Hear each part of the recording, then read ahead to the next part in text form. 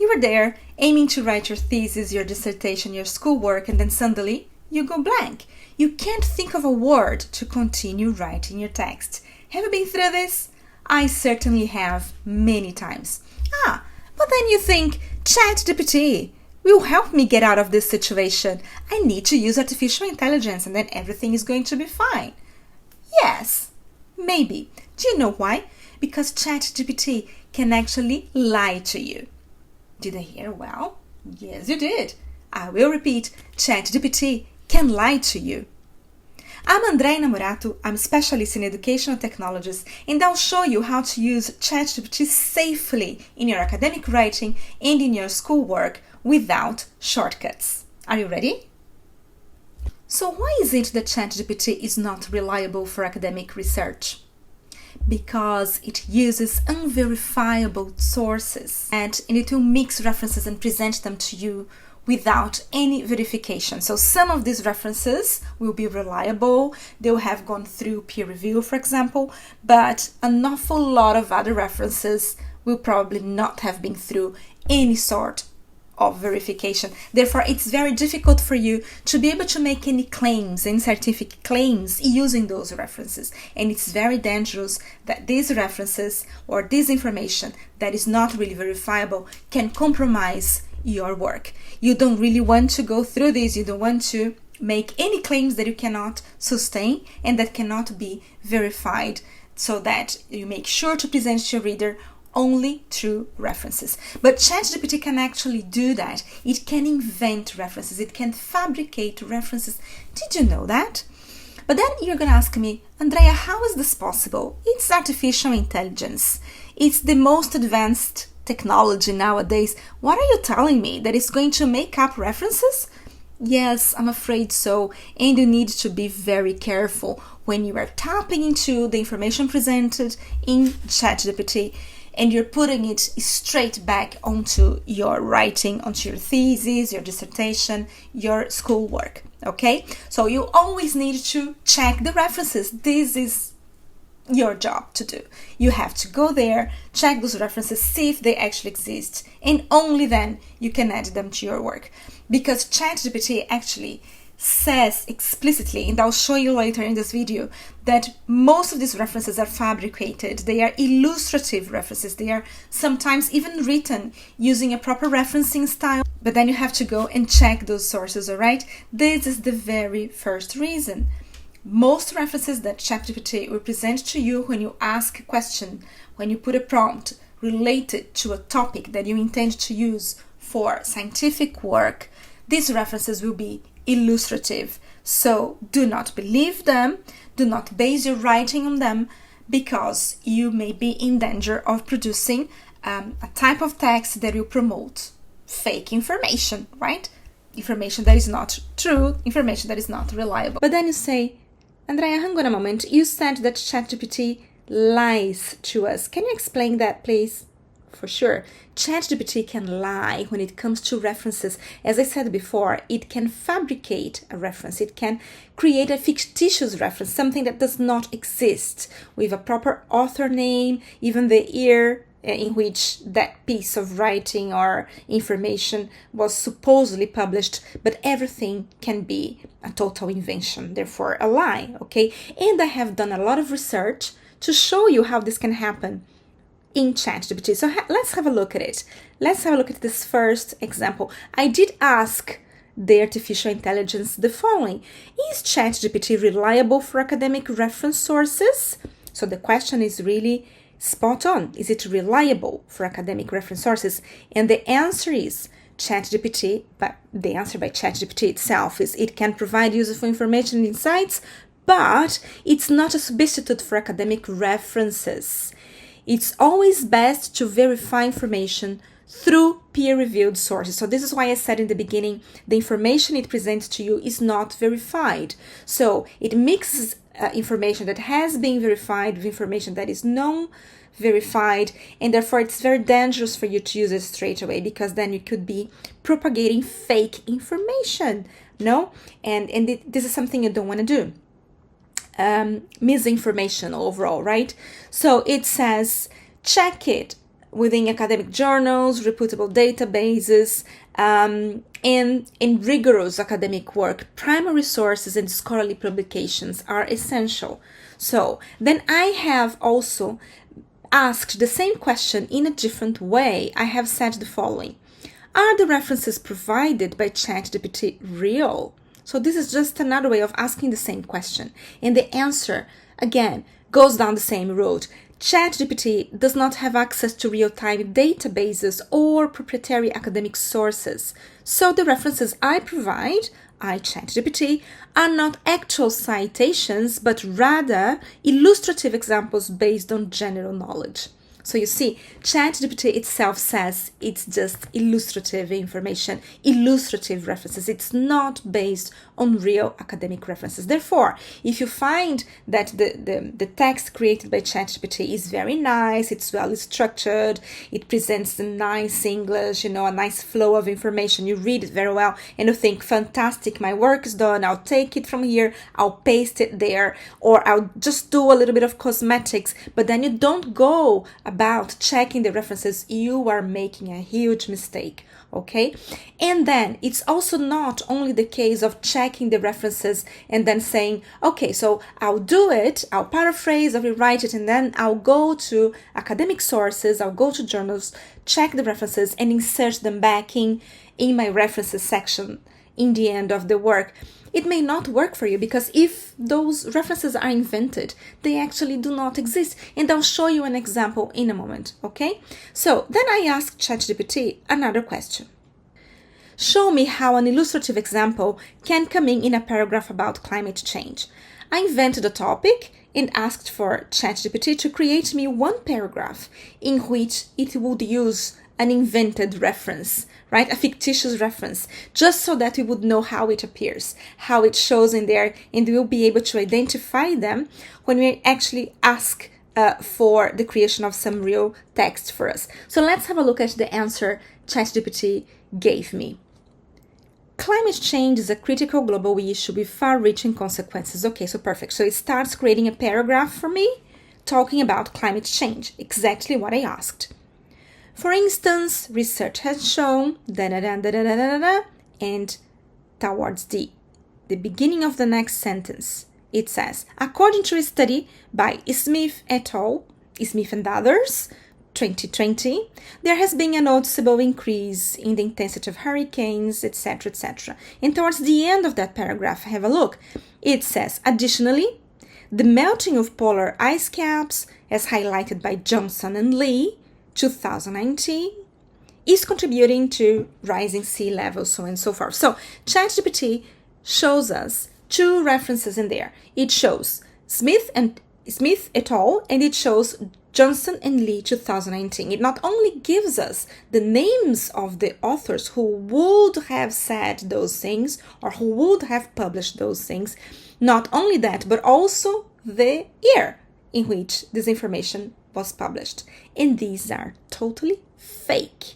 Yes, they are fictitious references. They are not real. ChatGPT lies to us, right? So, but the nice thing is that actually, because I asked for an illustration of those fictitious references, once it finishes creating the paragraph for me, it completes by saying, in this example, Smith et al. 2020 and Johnson and Lee 2019 are illustrative examples of how you might reference specific studies. This is showing you how you can do that, in what sort of style you can do that. But it's not for you to use those exact references, okay? I think this is something very important to be noticed. To ensure accuracy, you would need to replace these with real studies and verify their content through actual academic sources. It couldn't be made any clearer by ChatGPT itself. It says that we should replace those references, okay? And I would suggest that it's even more difficult just to replace those references, because then you are going to have to find authors that have said exactly those things, right? It may give you extra work, really. So why don't you start yourself by finding the references with the arguments that you want to use, and then use ChatGPT to help you structure your ideas. You can put in the prompts that these are the ideas that you want to talk about, to discuss, and see if there are any further ideas, things that you haven't thought about that you could include in your discussion. But then when you already have your own references, because you would have already done the work yourself, okay? It's very important to keep in academic work legitimacy, authenticity. You have to create authentic work, original work, because this is how science advances, and this is how you as a person, as a student, as an academic also advances your own cognitive processes, and this is how you achieve academic maturity. When we go through the process of studying for a degree, when we go through a master's, a PhD, what we want to achieve towards the end of it is not only an innovative piece of work, but also academic maturity ourselves, because that shows that we are able to carry out research by ourselves, that we have this maturity, we know how to do it, we know the research processes, we know how to interpret data, we know how to abstract and come up with something new. So we have really created a better space internally, let's say, much more mature to deal with science. This is what we are saying when you say you have a title, that you are able to carry out research by yourself, because you have been through those processes. And this is why you need to engage yourself with those sources, those writings, and those pieces of information that you receive to create your own work, okay? Now, if you are someone who has some sort of difficulties in structuring paragraphs, you find it very difficult to understand the format of an academic article, the introduction, how to develop a paragraph, how to present arguments, how to support them, and how to write a conclusion, you may be interested in actually study academic writing. So I'll leave in the description of this video a link for you to a book that can help you with that. You can study by yourself in your own time, and then you can also use ChatGPT, for example, because yes, you can use ChatGPT for various things as long as you are very aware of what you're doing with it and how you're using it. Yeah, so you could use it, for example, to help you in your process of writing.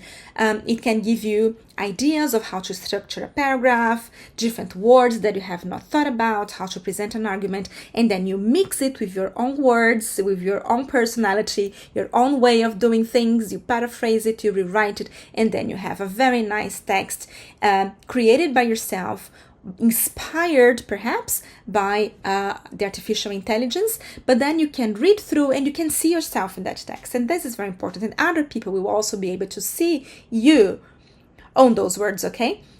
So you can use ChatGPT to help you, let's say, to improve your writing, to check words that you're not sure if they are well written, for example, okay?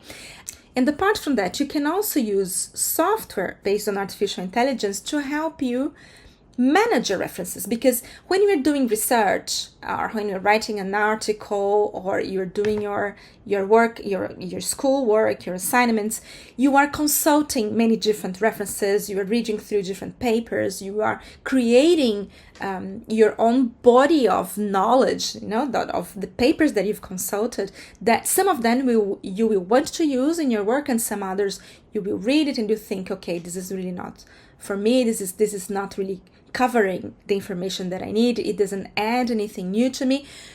But you have all those references, right? And you need to find a way to manage those references, particularly the ones that you are going to use and you have to cite afterwards in the end of your work, okay, in the end of your writing, of your thesis, of your dissertation. So software nowadays can help you to organize those references. Not only that, well, this type of software they have existed for a while now, but nowadays with the added layer of in artificial intelligence in those software, they can do much more for you. They can help you find real references. Yeah, so as much as ChatGPT does not offer you real references, what I'm saying is that there are software based on artificial intelligence nowadays that can indeed provide you with real references. Not only that, it can show you, can take you straight away to the journal. You can open the journal, you can see the journal, you can check the reference for yourself, you can see if it's worth it, you can define the time range. So let's suppose you want to use references that are no older than 5 years old, for example. So you can define all of that, and then that software will bring you the information that you need, and you can always add more information afterwards, right? Software, for example, just for you to have an example, a software that I use is Jenny. Jenny is excellent for that. I use Jenny, but always with my own, bringing in my own understanding, bringing in more references that I will find myself. But Jenny helps me really to find and to structure my text, to give me ideas that I can further develop in my own way, with my own words, adding my own references later on, okay? Another software that I like and that I use is Paper Guide, because it helps to manage the references, but it also summarizes texts, scientific articles, if I want to have a quick look at them beyond the abstract, of course, to see whether they're helpful to me or not. I think this tool does a great job in helping me to decide whether I want to read the whole text or not by the summaries it produces, okay? Also the link in the description of this video. But when it comes to scientific work, it's very important to make sure that the information you're providing to your reader is true, correct? Because how does science work? Science is really a body of knowledge that has been researched about, it has been verified, and we understand, we already know an awful lot about this topic, about this subject matter. And how is your contribution then to science?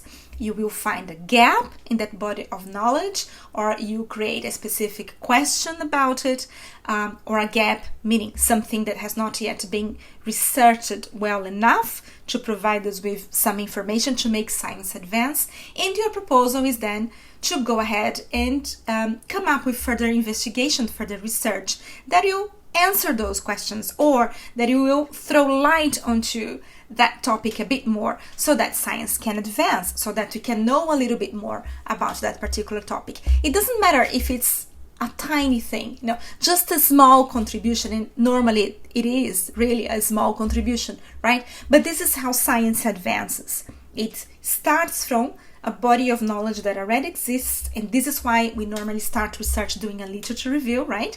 And then from there you can bring in something new. It doesn't matter if something big or if it's something really small, but that's how science advances. Okay, now if that's the case, you cannot really afford tapping into wrong information, tapping into wrong sources, or tapping into references that do not exist, because it can compromise the integrity of your work and your own reputation as an academic, as a student aiming for a PhD, aiming for a master's degree. You can really go down that route. You have to check the references provided, okay? So one thing that you should never do when using those sources created by artificial intelligence, by ChatGPT, is to copy and paste. Okay, this is something that has never, ever been acceptable, we know. Even when we only had books to work with, right?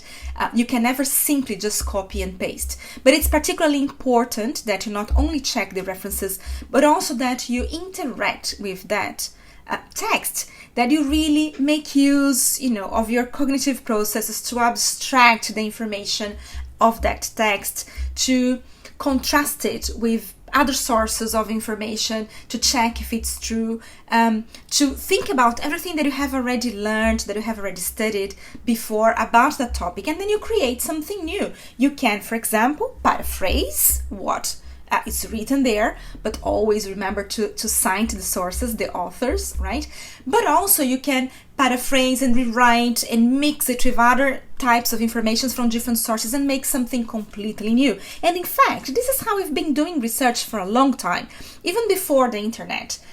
Do you remember? Well, maybe you don't remember, but when we used to go to the library and check the books over there, we would find the book, we would borrow the book, perhaps for a week, 2 weeks, and then we would check if the book was appropriate for our goals, for our research, and we would read it and think about it, contrast it with different books, rewrite, create a new piece of writing, right? And then you can claim it to be authentic. It's very important that in research that you are authentic, that you use authentic information, so that you can claim legitimacy in that work. It's a verifiable work with verifiable sources, and you're absolutely sure that it can be used for scientific purposes with no danger, of damaging your reputation, or that you are charged with plagiarism. Yes, it's very important that you check that you're not going to use anything that will lead you to do some sort of plagiarism, even if you are trying not to do. You must know already that nowadays most universities and faculties, they already have software that detect plagiarism, right? It's very easy to detect plagiarism nowadays, as well as it is very easy to detect texts, pieces of writing that have been written using artificial intelligence. So if you just copy and paste, and if you don't do any sort of work with that information, with that text, it can be very easily identified by the software, because most universities are using them nowadays. Okay, you don't want to run that risk. It's not good for you. It can invalidate your work. It can downgrade your marks. So be very careful. Okay. And talking about software, I will leave a link here in the description of this video to one of these types of software that I personally use and I like very much. But there are plenty of them. Sometimes the universities have them themselves. They have a license for all faculties to use, and sometimes the teachers and the professors have their own. So I have my own as well. Okay, but it's important that you know that they do exist. So one of the things that you need to remember when you're doing academic work is that you need to be authentic. You need to write a piece of work that is original, that is something that can be trustworthy, and that you use proper references, that you have checked the references, and that you have built your text in a consistent way, that will actually help you to advance knowledge in that particular matter that you have proposed to do your work. Okay, so not only that, but it's important to show your personality. It's ever so delightful to read a text in which you can kind of hear the person speaking behind it. It's not only when you yourself read your text and you can see yourself through the text, but the reader, particularly the reader that knows you, like your teachers, your supervisors, they can hear your voice if that's really your voice in that text. Okay, so try and keep authenticity. It's very, very important. So remember, check the references, paraphrase, rewrite using your own words, contrast different references to check the information, right? Be careful with plagiarism, and above all, make sure to test and verify the references given to you by ChatGPT. So if you liked this video, if you think it was useful for you, give it a like, subscribe to the channel, and watch out for further videos.